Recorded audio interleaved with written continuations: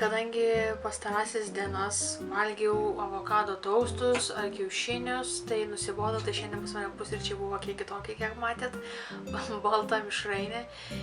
Čia buvo mano norų sąraše. Kažkaip sąrašiuko tokio nesirašau, ko noriu būtent suvalgyti, kai čia būnu, bet dabar galvoje turėjau sąrašą, ko noriu būtent paragauti ir suvalgyti. Tai vienas tam sąraše dalykų buvo balta mišrainė, tai mama padarė, tai čia mano buvo tokie pusryčiai.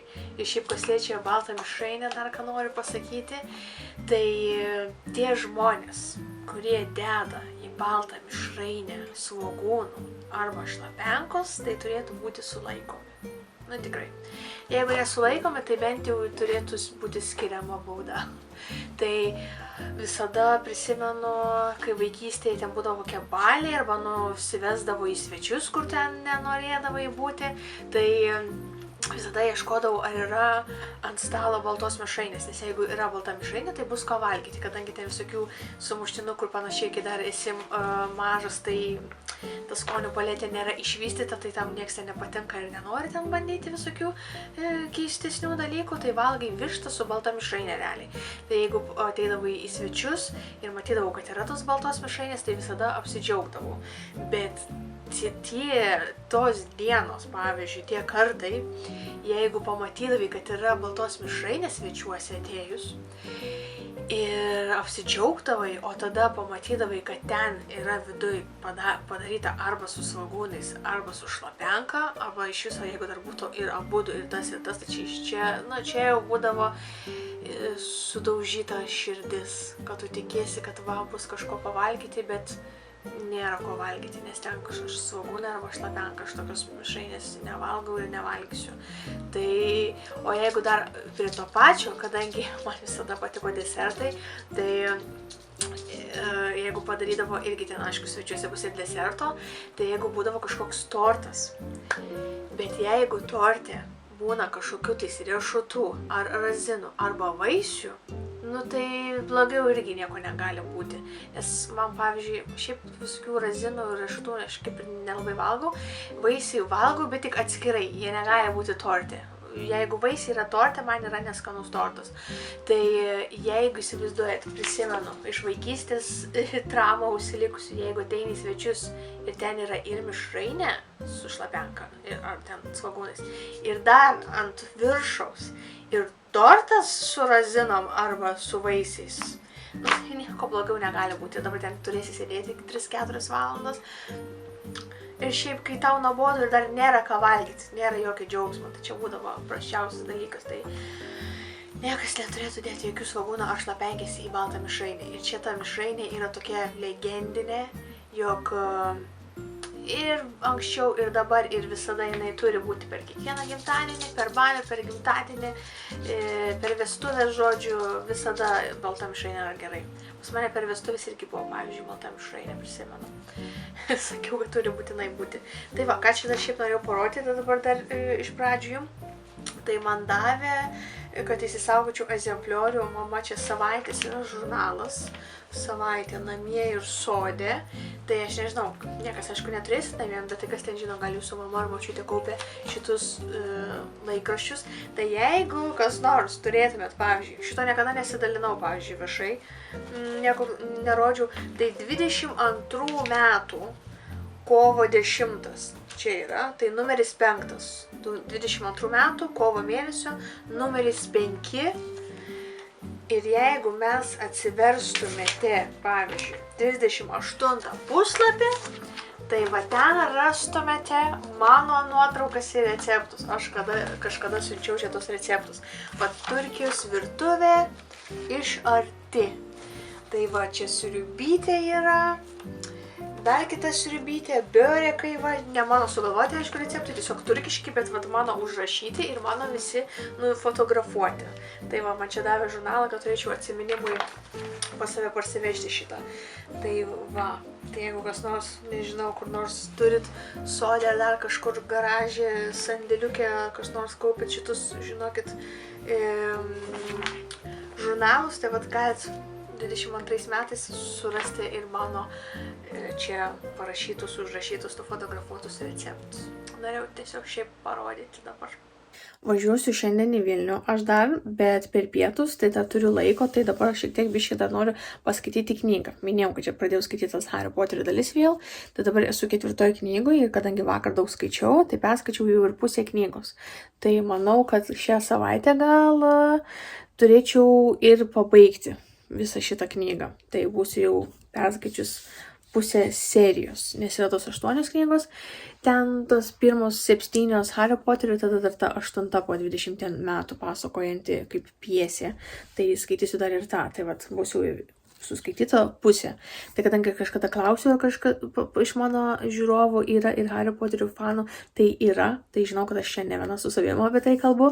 Tai vat, pavyzdžiui, kas vat liūdna, vieni iš mėgstamiausių tikrai žmonių charakterių šitose filmuose yra Dobis namų elfas ir Sirius Blackas, kuris irgi, sakyčiau, žmonių toks pamėgtas buvo, bet jie gavo nedaug to filmo laiko pasirodyti. Tai mes neturėjom tiek daug laiko su jais pabūti, su šitais charakteriais, bet pavyzdžiui, 4 daly, ko iš viso nėra filme, tai čia daug kalbama apie namų elfus. Visi tie, kas ruošia maistą šitam visai mokyklai, kas ten židinius kūrena, kas ten patalynę pakeičia ir panašiai, tai viską daro 100 namų elfų, ko niekada apie šitos dalykus nebuvo kalbama filmuose. Tai šitoj knygai, šitoj daly paaiškėjo, kad visą tai daro namų elfai, o namų elfai už tai negauna nei ten jokių atostogų nebūna, nei atlyginimo ir panašiai, tai Hermiona ypatingai pasipiktino ir netgi paskelbė, įsteigė tokią bendrovę, kuri gintų tas namų elfų teisės. Tai čia daug visai šitoj knygai kalbama apie elfų teisės ir šitoj knygoj yra taip pat pasirodo ir Dobis. Ir taip pat ir Sirius Blackas, man atrodo, kiek ten prisimenu pabaigoj. Tai Dobis čia tikrai pasirodo, pavyzdžiui, o 4 filme jo aplamai nėra. Netgi Dobis, kiek prisimenu, dar nedajau kitos dalies, bet Dobis padėjo išspręsti ir vieną iš šitos ugnies, tos taurės, to turnyro užduočių.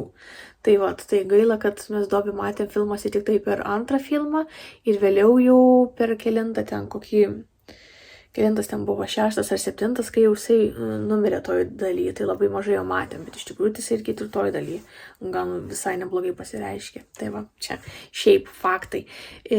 Paliksiu dar nuorodą į savo Goodreads akauntą, tai ten, kur dabar visas tas 3 dalis, kur jau perskaičiau, tai aš ten rašiau, sulyginau, kuo knygos skiriasi nuo filmų, kas yra nepaminėta, ar yra kitaip parodyta filmuose, negu iš tikrųjų parašyta knygose. Tai kas norit pasiskaityti tos faktus, nes kas seniai gal skaityt knygas, tik tai filmą žiūrit, tai užsukit, pasižiūrėkit, kokie yra skirtumai. Važiuosim šiandien su mama pas sesę į svečius, čia pagrindinis toks šios dienos dalykas, veikla. Tai šiaip paprastai, kai lankaisi svečiuose, tai tu nežinai, ką svečias galvoja prieš tau ateinant pas tave ir ką jisai ypatingai galvoja po išėjęs iš tavęs. Tai čia dabar tokia galimybė, kadangi žinau, sesė žiūrėjo šitą video, tai kad jinai turės mano mintis prieš ir tada turės jinai mano kaip svečio mintis po. Tai čia aš esu buvusi pas sesę ir esu ir nakvojusi pas ją, tai čia nebus mano pirmas kartas, bet aš čia prieš atvažiuojant numečiau tokį, sakykime, namioką, tai pavadinkim, kad kada aš sulauksiu oficialaus kvietimo į svečius, kad ten būtų jau ir su maistu ir vakarienė, nes kai aš buvau, tai ten tiesiog man buvau užėjus, tai ten nebuvo kažkas tokio oficialesnio, sakykime, prieėmimo ir su mama kartu gal irgi buvo nuvažiavę, gal tiesiog greitai apsižiūrėti. Nu tai žodžiu, aš negavau tokio oficialaus pakvietimo į svečius. Tai dabar pati gavusi aš ir juos įsiprašiau tuos svečius. Tai aš čia pagalvojau, kad kadangi mane jau žinote iš mano stalo paruošimo, kad man pavyzdžiui patinka, aš visada sugalvoju, kaip pirmiausia padekoruosiu stalą ir po to sukuriu visokius ten patiekalus, ką gaminsiu. Ir tai pagalvojau, kad jeigu reikėtų suskirstyti, pavyzdžiui, mus 3, aš, mama ir sesė, į kas yra, kokį čia tinkamesnį žodžių pavartoti, kas iš mūsų labiausiai yra svetingiausia, ar stalą, kur gražiausia, geriausia gal surengtų. Čia bandžiau reitinguoti, tai aš savo duočiau pirmą numerį, kad aš labiausiai ta, kur gal pasistengė, sakykim. Tada antro numerį įvardinčiau mamą ir tik trečiu įvardinčiau sesę, nes, jinai kadangi žymiai jaunesnė, tai dar neturėtų progų, kad pati gyventų ir parodytų, pabandytų svečius priimti. Tai čia tas, aišku, prisideda. Kai jau šios buvau metų, tai šitien irgi nieko ten nedariau. Tai čia tas turi dar didelę reikšmę. Ir kadangi dar netiek ilgai, tarkim, gyvena kažkur, kad turėtų savo kampelį, tai nebuvo tiek progų priimti, pavyzdžiui, svečius arba pasipraktikuoti. Tai va, tai žiūrėsim, ką ten mums šeimininkė paruoš, labai įdomu, nes pirmą kartą aš dabar pagalvojau, kad esu valgius sesės porą desertų ragavusi, kurie buvo skanus, bet ar aš jos esu kada nors gamintą maistą valgiusi, tai man atrodo niekada nevalgiau. Tai man šiaip gaila, kadangi aš dažniausiai pasikviečiu vyro šeimą pas save į namus ir aš tada jiems suruošiu stalą, bet neturiu galimybės, pavyzdžiui, paruošti mamai šeimai stalą, nes aš čia visada atvažiuoju. Tai vieną kartą tiesiog ruošiau stalą, prisimenu, kai pas mane į vestuves atvažiavo, ten tokį didesnį, bet ten kartu ruošiam su mama, nes atėjo ir vyro giminės. Ir tada gal aš pusryčių stalą tokį irgi suruošiau tada atskirai šeimai, bet tik tai tiek, o daugiau tokių galimybių suruošti stalui neturėjau. Bet turiu porą idėjų, minčių, gal ateityje tada bus gal daugiau galimybių paruošti, žodžiu, savo stalą priimti, nes čia negaminsiugi. Tai žodžiu. Tai važiuojame, žiūrėsim, ką mums šeimininkė šiandien paruoš.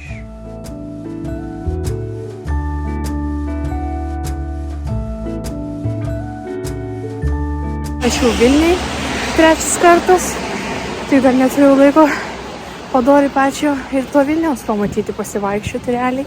Tai dabar aš atvažiavau ir užeisiu į Maksimą, nupirkti, nežinau, kažką atsinešti, nes į svečius tuščiom eit negalima, tai tu turiu tą mini dovanėlį, ten stom privėlim iš Turkijos porą sesiai, bet dar kažką nueisiu nupirkti. Šiaip, kad su savim pasimt, nežinau, gal gėlyčių šiaip norėčiau visai rasti kokių, tai pasižiūrėsiu. Einu ieškoti, ką rasim.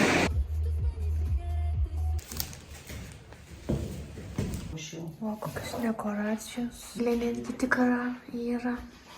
Eglutė. Tai ką aš dabar? Aš šiandien pailsėsiu. Kur tas kitinas? Kitinai.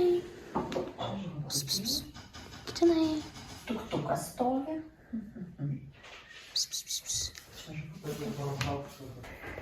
Kokią sriubą turim? Turime mano sriubą turkišką. Matei, užinfluencinau.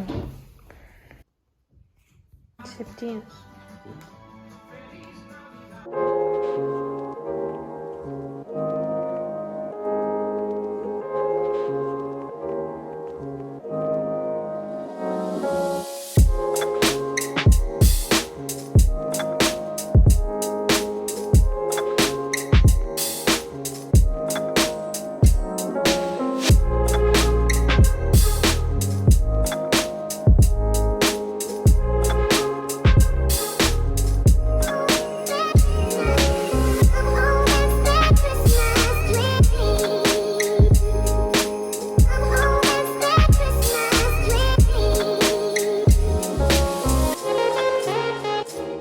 Atėjom prie eglutės, dabar kadangi darbo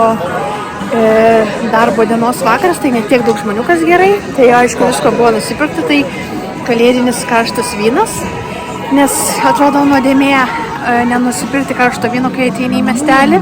Jau čia nusipirko sesė ir spurgyčių karštų ir dabar dar einam ieškoti, čia kažkur matėsi pabandymai karštas sidras. Tai va, tai apsipirkom jau iškart miestelyje.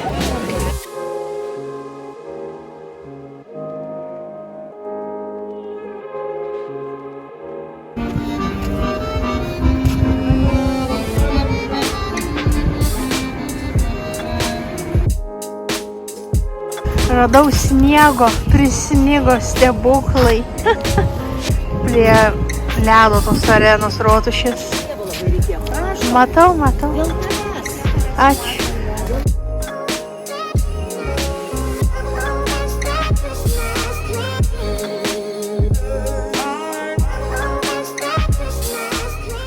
Taigi, aš jau namie.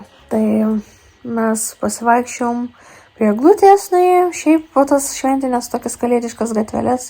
Ir tada grįžom dar, suvalgėm po desertą ir to mes išvažiavom. Tai, kaip matėt, užinfluencinau buvo turkiška sriubytė. Skaniai gavos, tik tai gal panaudočiau daugiau vandens, kad jinai būtų skystesnė. Bet ten, kur mano vlogmas antroji diena rodžiau receptą. Nu, tikrai skani sriuba, pabandykit pasigaminti. Tai va, tada buvo mūsų vištienos kepsniukai ir dar neparodžiau, pagamino cheesecake sesė. Toks jau tikrai jau galėtum dėti ir pardavinėti kepyklėlį cheesecake, buvo skanus.